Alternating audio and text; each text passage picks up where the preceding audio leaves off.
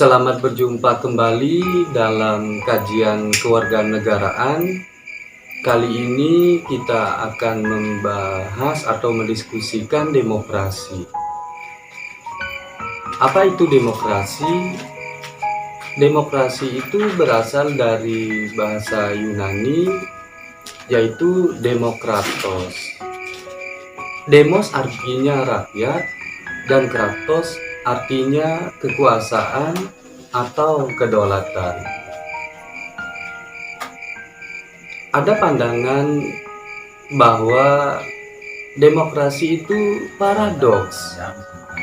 Kenapa paradoks?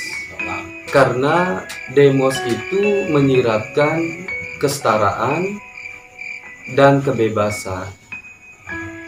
Sedangkan kratein menyiratkan ordinasi atau sebuah hierarki. Jadi paradoksnya di situ antara kebebasan dan subordinasi. Nah, paradoks ini diselesaikan dengan konsep kedaulatan rakyat. Demokrasi adalah kedaulatan rakyat. Demos diperintah oleh dirinya sendiri, yaitu oleh rakyat. Kekuasaan pemerintah yang terbatas. Jadi dalam demokrasi itu penguasa itu memiliki kekuasaan yang terbatas. Karena pada dasarnya kekuasaan itu berasal dari rakyat. Begitu. Rakyatlah yang mengedelegasikan sebagian kekuasaan itu. Pemerintah tidak dapat bertindak sewenang-wenang. Nah, begitu. Henry bin Mayo mengatakan bahwa demokrasi itu harus didasari beberapa norma. Pertama, menyelesaikan persoalan dengan damai dan melembaga. Kemudian, menjamin terselenggaranya perubahan secara damai. Jadi, ada rotasi kepemimpinan secara damai. Kemudian menyelenggarakan pergantian tadi ya, kepemimpinan itu,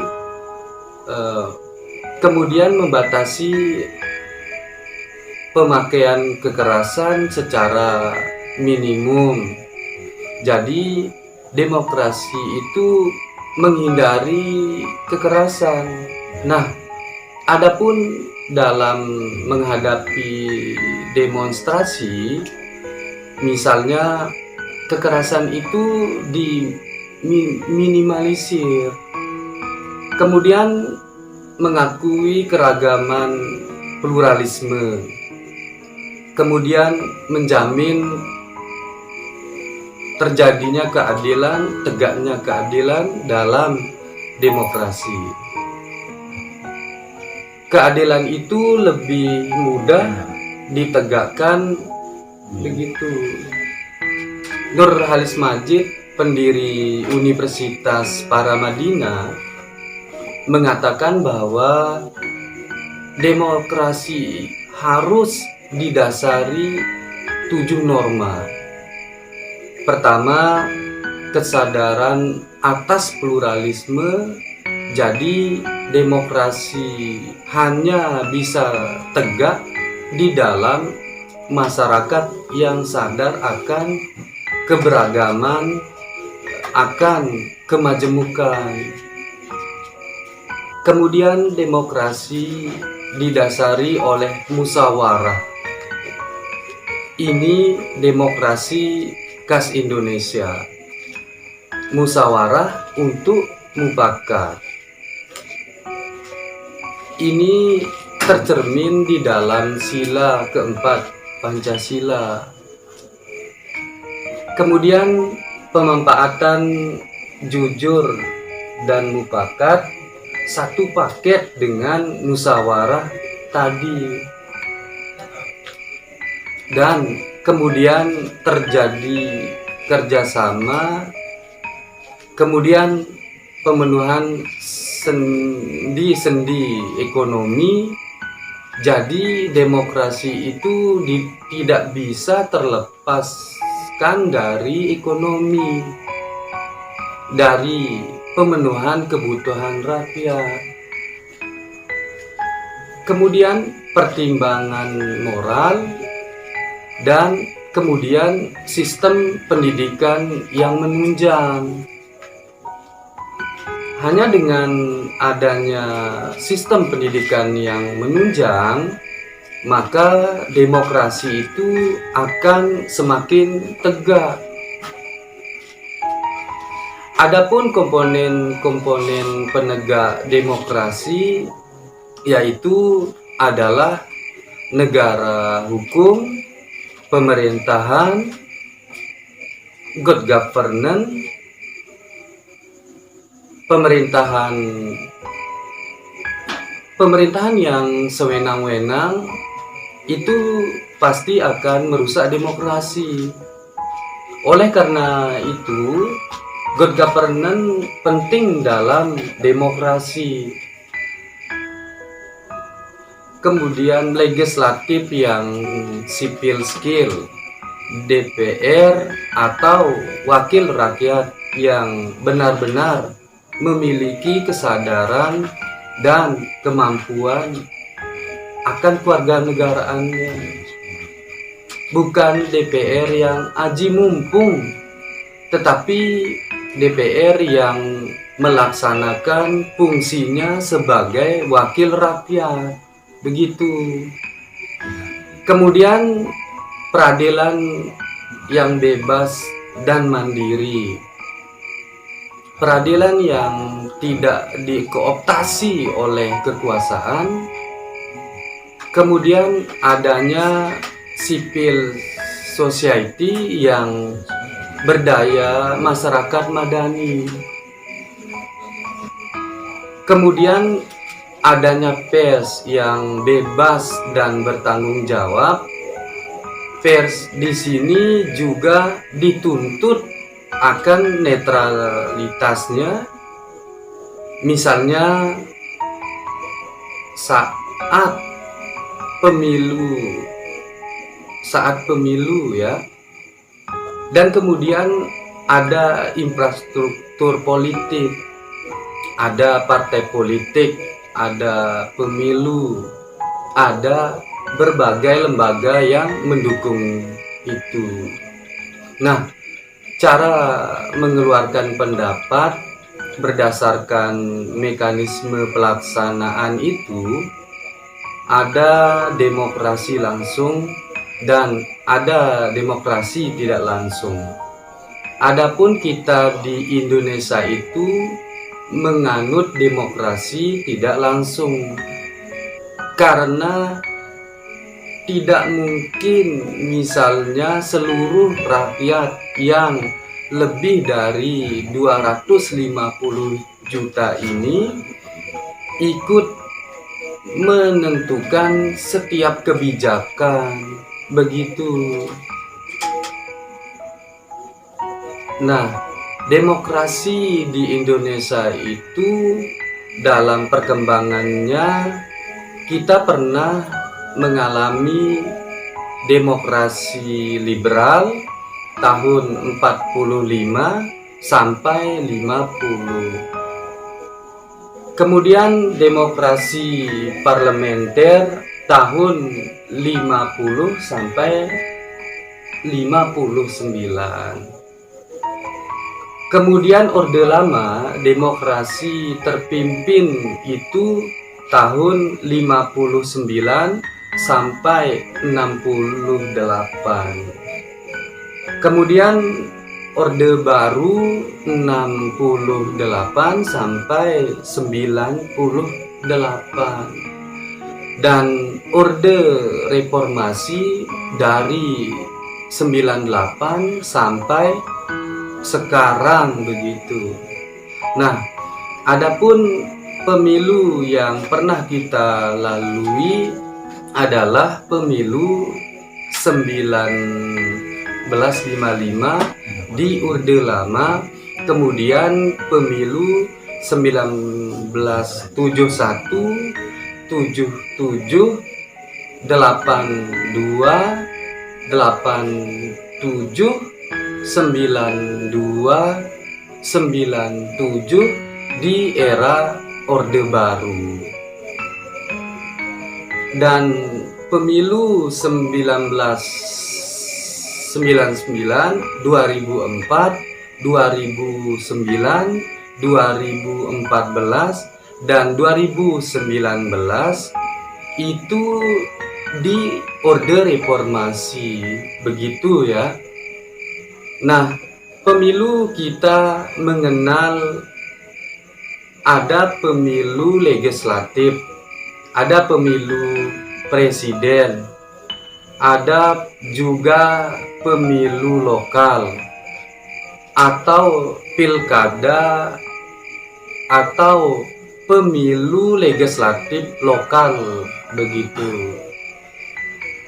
Nah, mekanisme pilkada itu dilakukan berlangsung oleh rakyat, dan seluruh pemilu di kita sudah dilakukan langsung oleh rakyat. Kenapa?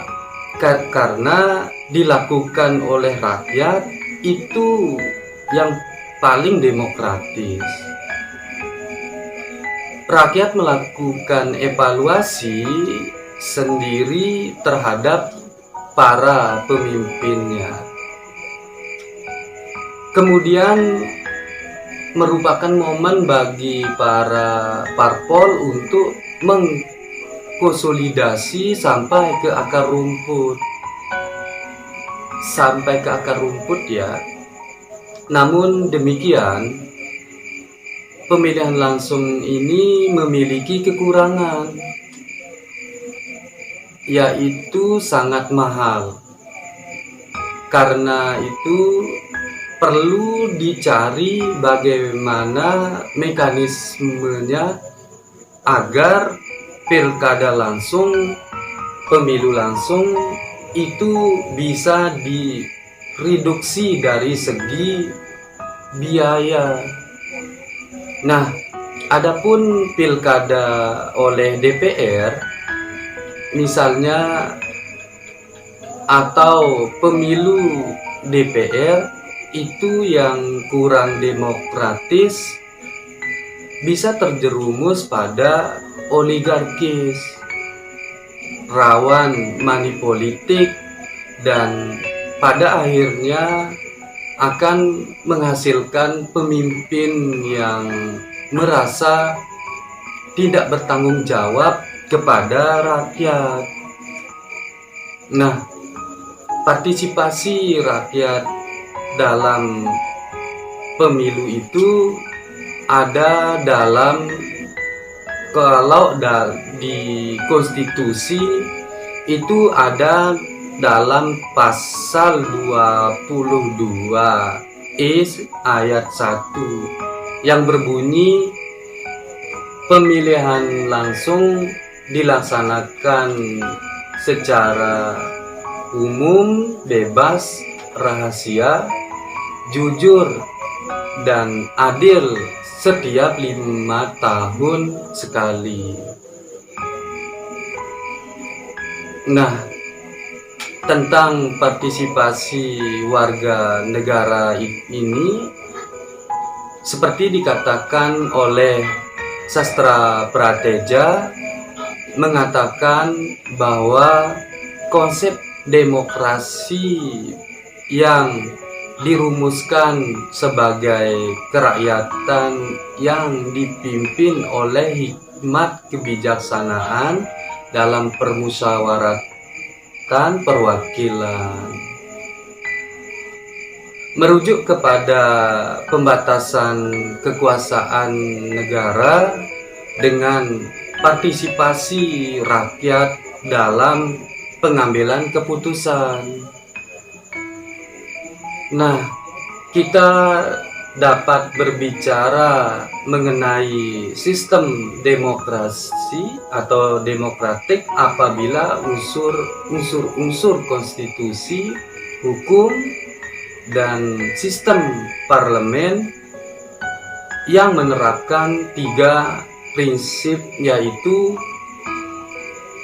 pembatasan kekuasaan negara atas nama hak asasi, keterwakilan pelaku politik, dan kewarganegaraan. Begitu. Salah satu faktor penting dalam demokrasi adalah media. Peran media itu memperkuat nilai-nilai demokrasi. Media seperti partai terkuat. Media itu bisa mempengaruhi opini publik, mempengaruhi perilaku masyarakat. Kata Walter Lima, dia mengatakan bahwa berita media merupakan sumber utama yang membentuk alat pikir kita terhadap persoalan itu, publik yang lebih luas yang berada di luar jangkauan.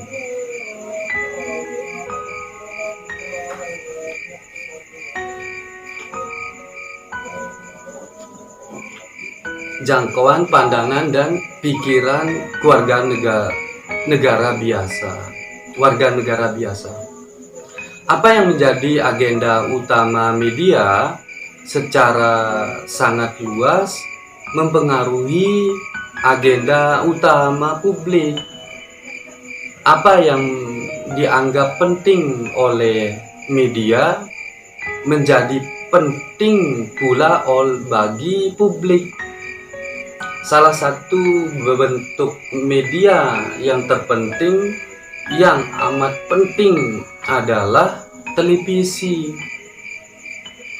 Pengaruhnya luar biasa besar, apalagi di era sekarang ini, media digital sekarang ini. Nah, parpol dan televisi itu memegang peranan penting. Parpol sadar akan pengaruh besar televisi. Televisi tempat pencitraan parpol. Parpol berusaha mengatur agenda setting pemberitaan. Intervensi menjadi lebih mudah dengan stasiun televisi. Itu kecenderungan yang kita lihat kalau menjelang pemilu. Begitu. Apalagi kalau ada televisi itu dimiliki oleh orang parpol. Nah, kondisi ini berpotensi mengganggu demokrasi. Ekspor parpol menjadi tidak berimbang. Begitu. Nah, bagaimana dengan perkembangan terakhir pilkada yang kita akan hadapi sekarang ini? Cenderung oligarkis, cenderung banyak kelompok-kelompok tertentu yang memiliki kekuasaan saja, yang mendominasi. Kemudian yang lain adalah tersandranya oleh uang. Kecenderungan lain itu tersandra oleh uang. Politik kita itu banyak ditentukan oleh uang. sekarang. Ya. Kemudian integritas terlupakan dan mementingkan diri sendiri sambil menipu rakyat. Rakyat hanya dijadikan tangga untuk mencapai kekuasaan. Tetapi setelah berkuasa, kita lihat banyak para pemimpin yang melupakan rakyat. Baik, saya kira itu pembahasan kita kali ini tentang demokrasi.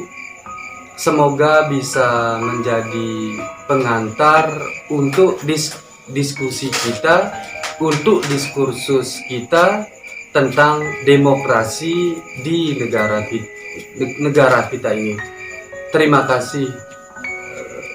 Wassalamualaikum warahmatullahi wabarakatuh. Merdeka!